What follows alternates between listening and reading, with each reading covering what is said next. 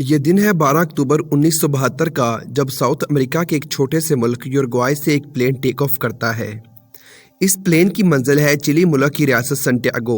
इस turtle plane में बैठे हैं कुछ रग्बी टीम के प्लेयर्स और इनके साथ फैमिली मेंबर्स और दोस्त हैं, जो कि चिली मुल्क की रियासत सैंटियागो में एक फ्रेंडली मैच खेलने के लिए जा रहे हैं। इस प्लेन में टोटल 45 पैसेंजर्स मौजूद हैं। ये सफ़र इतना लंबा नहीं होने वाला था, क्योंकि यूरुग्वाई से सैंटियागो का सफर बस 3 घंटों का था। 12 अक्टूबर को ये प्लेन टेक ऑफ करता है, अपनी मंजिल की तरफ गामजन हो जाता है। इस प्लेन को चिली मुल्क पहुंचने के लिए साउथ अमेरिका के पहाड़ी सिलसिले एंडेस से गुजरना था। साउथ अमेरिका में मौजूद एंडेस की माउंटेन रेंज दुनिया की सबसे लंबी माउंटेन रेंज है। हिमालय की पहाड़ियों के बाद सबसे ऊंची पहाड़ियां भी यहीं मौजूद हैं। 12 अक्टूबर के दिन इन पहाड़ियों में तेज तूफान आ जाता है, जिसकी वजह से प्लेन आगे नहीं बढ़ सकता। खराब मौसमी सूरत हाल को देखते हुए पायलट्स ये डिसाइड करते हैं कि प्लेन को रात के लिए रास्ते में ही रोक लिया जाए, क्योंकि खराब मौसम में एंडेस की पहाड़ियों को पार करना लगभग नामुमकिन था। इसलिए प्लेन को अर्जेंटीना के शहर मेंडोजा में उतार लिया गया, ताकि रात गुजारकर और मौसम की सूरत हाल बेहतर होते ही सैंटियागो के लिए सफर जारी रखा जा सके। अगले दिन 13 अक्टूबर 2:18 को ये जहाज दोबारा उड़ान भरता है, इस उम्मीद के साथ कि अगले 1.5 घंटे में ये अपनी मंजिल तक पहुंच जाएगा। 1 घंटा 3 मिनट सफर करने के बाद 3:21 पर पायलट्स प्लेन को डिसेंट करवाने लगते हैं। ये जहाज सैंटियागो के करीब था, लेकिन था अभी भी पहाड़ियों के दरमियान। पायलट्स को लगता है कि वो पहाड़ियों से निकल चुके हैं। जैसे ही प्लेन थोड़ा नीचे आता है तो एक ताकतवर टर्बुलेंस देखने को मिलता है, जिसकी वजह से प्लेन में बैठे मुसाफिर डरने लगते हैं और कुछ इस टर्बुलेंस का मजाक उड़ाने लगते हैं। इस दौरान जहाज घने बादलों में आ जाता है और पायलट्स को आगे कुछ भी नजर नहीं आ रहा था। अब पायलट्स पूरी तरह प्लेन गैजेट्स पर निर्भर थे। थोड़ी देर बाद जब बादल साफ होते हैं तो पायलट्स देखते हैं कि सामने एक ऊंची पहाड़ी है।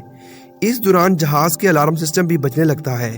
पायलट्स पैनिक हो जाते हैं और जहाज को ऊपर की तरफ मोड़ देते हैं और पायलट्स मैक्सिमम पावर लगा देते हैं एल्टीट्यूड हासिल करने के लिए।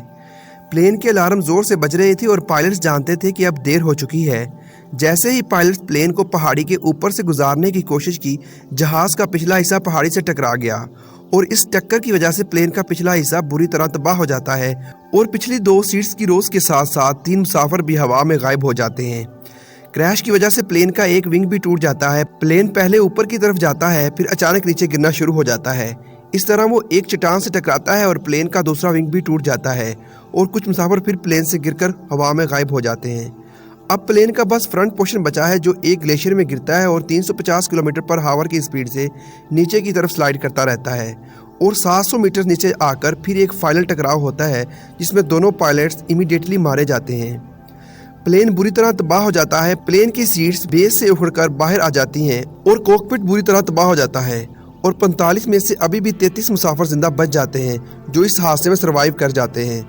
अब जहाज एंडेस की अनजान पहाड़ियों पर 3570 फुट की ऊंचाई पर पड़ा है। यहाँ से शुरू होती है सर्वाइवल की दर्दनाक कहानी, जिसके बारे में हम लोग तसव्वुर भी नहीं कर सकते और ना इन लोगों को जो इस हादसे में बच गए थे अंदाजा था कि इन्हें अब जिंदा रहने के लिए क्या क्या करना होगा। प्लेन क्रैश के बाद सबसे पहले जख्मियों को तबी इमदाद फराहम की गई, जो कि ना होने के बराबर थी। इनमें मौजूद 2 लोग रोबर्टो गर्निजा और गुस्तावो जर्बिनो, जो कि मेडिकल के स्टूडेंट थे, फौरन जख्मियों की मदद और मरे हुए की तस्दीक में लग जाते हैं। कुछ लोग ऐसे भी थे जिन्हें बहुत ज्यादा इंजरीज हुई थी। इनमें से एक 23 साल नौजवान फर्नांडो प्राडो, जो कि स्कल फ्रैक्चर की वजह से कोमा में है। ये दोनों नौजवान जितना हो सके जख्मियों की मदद करते हैं और दूसरी तरफ प्लेन के क्रैश होने के 1 घंटे बाद ही the Chilean air search and rescue service को नोटिफिकेशन पहुंच जाता है इस प्लेन को तलाश करने के लिए और सर्वाइवर्स को रेस्क्यू करने के लिए। इस ऑपरेशन के लिए 4 हेलीकॉप्टर्स को काम पे लगा दिया जाता है, जो शाम से रात तक क्रैश साइट को ढूंढने में मसरूफ रहते हैं, लेकिन अनफॉर्चुनेटली वो रात तक इन्हें नहीं ढूंढ पाते। सबसे बड़ी प्रॉब्लम ये थी कि ये जहाज व्हाइट कलर का था और चारों तरफ की पहाड़ियों व्हाइट स्नो से ढकी हुई थी, जिनमें व्हाइट प्लेन का नजर आना लगभग नामुमकिन था। 13 अक्टूबर की रात बचे हुए लोगों को बहुत उम्मीद थी कि वो बस आज की रात किसी तरीके से गुजार ले, सुबह कोई ना कोई इन्हें ढूंढ लेगा। लेकिन वहाँ रात गुजारना इतना भी आसान नहीं था, खास करके इन लोगों के लिए जो बहुत जख्मी थे, क्योंकि इन बर्फीली पहाड़ियों में रात का टेम्परेचर -30 डिग्री तक चला जाता है। इन लोगों ने ठंड से बचने के लिए प्लेन की बची कुची बॉडी को शेल्टर के तौर पर इस्तेमाल किया और सीटों और लगेज के सामान को इस्तेमाल किया प्लेन के पिछले हिस्से को बंद करने के लिए, ताकि वो प्लेन के अंदर खुद को गर्म रख सकें। लेकिन इस रात फिर भी 5 लोग इस ठंड और इंजरीज को बर्दाश्त नहीं कर पाते और मौत के मुंह में चले जाते हैं। इस तरह अब सर्वाइवर्स की तादाद 33 से कम होकर 28 रह जाती है। 14 अक्टूबर की सुबह अर्जेंटीना, चिली और यूरुग्वाई के मुल्क से मुख्तलिफ 11 हवाई जहाज इस प्लेन को ढूंढने के लिए ऑपरेशन शुरू करते हैं और ये जो एरिया चूज करते हैं वो बिल्कुल ठीक होता है, लेकिन इसके बावजूद भी वो इसे ढूंढ नहीं पाते और इधर सर्वाइवर्स लिपस्टिक की मदद से प्लेन पर बड़ा सारा SOS लिखने की कोशिश करते हैं, लेकिन इन्हें बहुत जल्द रियलाइज हो जाता है कि इनके पास इतना बड़ा SOS लिखने के लिए लिपस्टिक्स काफी नहीं है। फिर वो कोशिश करते हैं कि स्वीटकेस का इस्तेमाल करके वो बर्फ पर एक बड़ा सा क्रॉस बना दे ताकि जो एयरक्राफ्ट इन्हें ढूंढ रहे हैं वो इन्हें देख सके, लेकिन थोड़ी ही देर बाद इन्हें एहसास हो जाता है कि ये भी काम नहीं कर रहा, क्योंकि इस दिन ये 1 या 2 नहीं बल्कि 3 एयरक्राफ्ट ऊपर से उड़ते हुए देखते हैं। ये नीचे हाथ हिलाते, इशारे करते चलाते, लेकिन वो इन्हें फिर भी नहीं देख पाते। इस तरह जिंदा रहने की इस जंग में एक और दिन गुजर जाता है। 15 अक्टूबर की सुबह जब प्लेन क्रैश को 2 दिन हो गए थे, इन लोगों को अंदाजा हो गया था कि जिंदा रहने के लिए पीने के लिए पानी का अरेंज करना जरूरी है। इनमें से एक शख्स फीटो शरोच ने पानी निकालने का तरीका निकाल लिया। इसने एक मेटल शीट का इस्तेमाल करके बर्फ को पिघलाकर पानी बनाना शुरू कर दिया और कुछ लोगों ने प्लेन की सीटों में लगी गद्दियों का इस्तेमाल करके स्नो शूज बनाए और सीटों में मौजूद रुई को इस्तेमाल किया जाता है खुद को ठंड से महफूज करने के लिए। इस तरह एक और दिन गुजर जाता है। अगला दिन 16 अक्टूबर को फर्नांडो प्राडो कोमा से जाग उठते हैं। उठते ही इन्हें मालूम होता है कि इनकी मां प्लेन क्रैश में ही मारी जा चुकी है और इनकी 19 साला बहन शदीद जख्मी है। वो बहुत कोशिश करते हैं अपनी बहन को बचाने के लिए। वो इनके लिए खाना अद्वियात लाते हैं सामान से ढूंढकर, लेकिन दिन ब दिन इनकी तबीयत बद से बदतर होती गई और क्रैश के 8 दिन बाद अपनी इंजरीज के चलते वो भी जिंदगी से हाथ धो बैठी। वो लोग सब साहिल समंदर में रहने वाले थे।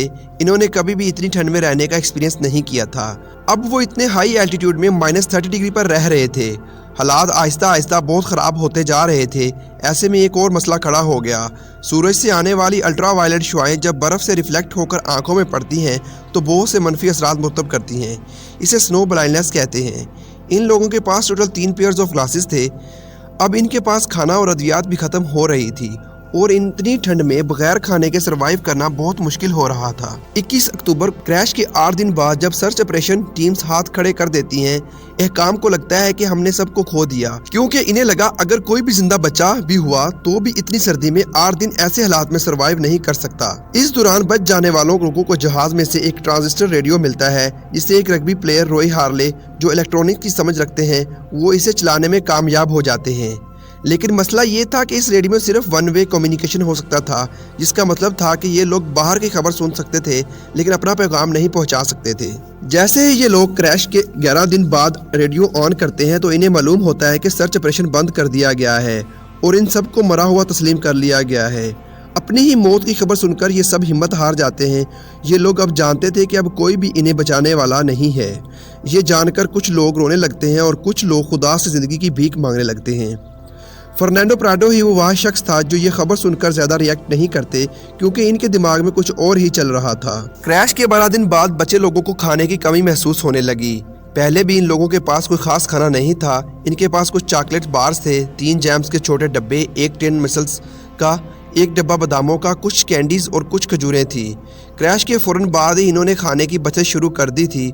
फर्नांडो प्राडो ने इस कदर बचत की कि इन्होंने एक मूंगफली के दाने को 3 दिन में खाया, लेकिन इतनी बचत करना भी काफ़ी नहीं था क्योंकि खाना अब ख़त्म हो चुका था और 3800 फुट की ऊंचाई पर ना तो कोई दरख्त था और ना कोई जानवर जिसे काट या शिकार करके ये लोग खाने का बंदोबस्त कर सकते। खाना ख़त्म होने के बाद कुछ लोगों ने सीट्स में लगी रुई और लेदर को खाने की कोशिश की, लेकिन वो इसे नहीं खा सके। ऐसे भूख से मरते हुए इन लोगों ने कुछ ऐसा किया जिसे सोचकर भी किसी भी इंसान के होश उड़ जाएं। ऐसे हालात में रॉबर्टो कानिजा ने इन्हें मशवरा दिया कि भूखे मरने से बेहतर है कि मुर्दा लाशों का गोश्त खा लिया जाए। ये फैसला लेना बिल्कुल भी आसान नहीं था क्योंकि मरे हुए लोगों में ज़्यादातर फैमिली मेंबर्स, दोस्त और रिलेटिव्स थे।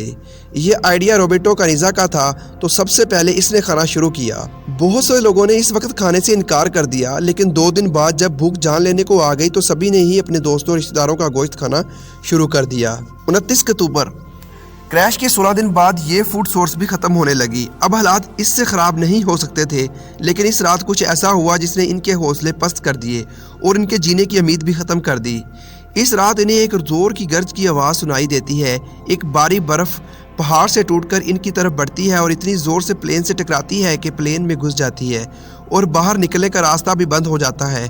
इस रात इस बर्फ़ में दबकर ऑक्सीजन की कमी और दम घुटने से और 8 लोगों की मौत हो जाती है और अब बचे हुए लोगों की तादाद बचती है सिर्फ 19। और अब बचे हुए 19 लोग भी बर्फ़ के नीचे फंसे हुए हैं। प्राडो एक मेटल शीट का इस्तेमाल करके वेंटिलेशन के लिए जगह बनाते हैं। 2 दिन लगातार खुदाई के बाद ये लोग सुरंग बनाकर बाहर निकलने का रास्ता बनाते हैं। जैसे ही ये बाहर निकलते हैं तो देखते हैं कि बाहर बर्फ़ का तूफान आ रहा है। ये लोग फिर इस सुरंग में छुप जाते हैं। अगले 3 दिन ये लोग फिर इसी सुरंग में छुप कर रहते हैं और 3 दिन बाद जब ये लोग बाहर निकलते हैं और अब इन्हें अंदाज़ा हो गया था कि अब इन्हें यहाँ कोई बचाने वाला आने वाला नहीं है। इन्हें अब यहाँ से निकलने की खुद ही कोशिश करनी पड़ेगी। कनीज़ा, प्राडो और विजेंटन बचे हुए लोगों में स्ट्रॉन्ग थे, इसलिए सब ने ये डिसाइड किया कि इन तीनों को ज़्यादा खाना और सबसे गर्म कपड़े दिए जाएं ताकि ये लोग आगे जाकर मदद ढूंढ कर ला सकें। सबसे पहला काम था क्रैश वाली जगह का अंदाज़ा लगाना। क्रैश से कुछ मिनट्स पहले को पायलट ने स्टेटमेंट दी थी कि हवाई जहाज़ ने गुरिको शहर को क्रॉस किया है। इस स्टेटमेंट को बेस बनाकर लोकेशन का एस्टीमेट लगाया गया, लेकिन को पायलट को तब खुद अंदाज़ा नहीं था प्लेन अपने रूट से 80 किलोमीटर भटक चुका था। इस अंदाजे के साथ वो मशरक़ की तरफ पहाड़ चढ़ना शुरू कर देते हैं। ये लोग 15 नवंबर क्रैश के 33 दिन बाद फाइनली मदद ढूंढने के लिए निकल पड़ते हैं। ये लोग अनजान थे कि ये जिस रास्ते की तरफ चल रहे हैं वो कभी न ख़त्म होने वाला है। कुछ घंटे लगातार चलने के बाद इन्हें अपने ही जहाज़ का टूटा हुआ पिछला हिस्सा मिलता है, जिसमें इन्हें कुछ खाने का सामान, कुछ चॉकलेट्स, एक बोतल रम और कुछ अद्वियात मिलती हैं। और इन्हें इससे मिलता है 2 वे कम्युनिकेशन रेडियो सिस्टम, जिससे ना सिर्फ बाहर की खबरें सुन सकते थे बल्कि अपना पैगाम भी कहीं भी पहुँचा सकते थे। ये लोग रात वहीं गुजारते हैं और सुबह थोड़ा और ईस्ट में चलने के बाद ये लोग डिसाइड करते हैं कि क्यों ना रेडियो को ऑन करने की कोशिश की जाए। इसलिए वो वापस आकर इस टुकड़े से एक बैटरी निकालते हैं, लेकिन वो बैटरी काफ़ी भारी थी, इसे वो उठाकर मेन बॉडी तक नहीं ले जा सकते थे। इसलिए वो इसे इधर ही ऑन करने की कोशिश करते हैं और इसे ऑन करने के लिए वो वापस आते हैं और रॉय हार्ली की मदद लेते हैं, जिन्हें इलेक्ट्रॉनिक्स की थोड़ी समझ थी। लेकिन ये भी प्लेन काम करने वाला नहीं था, क्योंकि प्लेन का सिस्टम 115 वोल्ट एसी में काम करता था और वो बैटरी 24 वोल्ट डीसी की थी और इन्हें कनेक्ट करने के लिए इनके पास कोई सोर्स नहीं थी। कुछ दिन वो इसे कनेक्ट करने की कोशिश करते हैं, लेकिन इन्हें पता चल जाता है कि इसे कनेक्ट नहीं किया जा सकता। 11 दिसंबर क्रैश के 59 दिन बाद फिर एक तूफान आता है जिसमें और 3 लोग मर जाते हैं। अब बचने वालों की तादाद बचती है 16।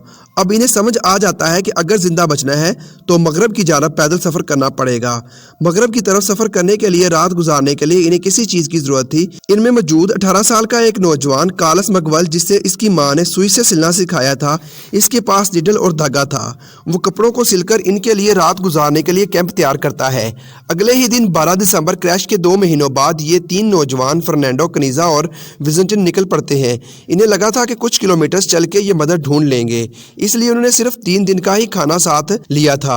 इनके पास ना तो कोई प्रॉपर सामान था पहाड़ी पे चढ़ने के लिए और ना ही कोई तजर्बा। फिर भी ये लोग दिन को आहिस्ता आहिस्ता आगे बढ़ते और रात को चिपक इसी स्लीपिंग बैग में सो जाते और सुबह उठकर फिर चलना शुरू कर देते। इस तरह लगातार 3 दिन चलने के बाद चौथी सुबह इन्हें रियलाइज होता है कि ये बिल्कुल गलत मंजिल की तरफ सफर कर रहे हैं, क्योंकि पहाड़ी के ऊपर चढ़कर इन्हें अंदाजा हो जाता है कि ये तो कभी ना खत्म होने वाला रास्ता है। इनके पास अब खाने की भी कमी थी और इसलिए विजेंटन ये डिसाइड करता है कि वो वापस क्रैश साइट पर जाएगा और 2 लोग आगे बढ़ेंगे ताकि खाने की कम ज़रूरत पड़े। 15 दिसंबर को विजेंटन वापसी का सफ़र लेता है, जो बहुत ही आसान होता है क्योंकि ये रास्ता डाउन टू हिल होता है। वो प्लेन की एक सीट को स्लाइडिंग शीट की तरह इस्तेमाल करता है और 1 घंटे में वो क्रैश साइट पर पहुंच जाता है।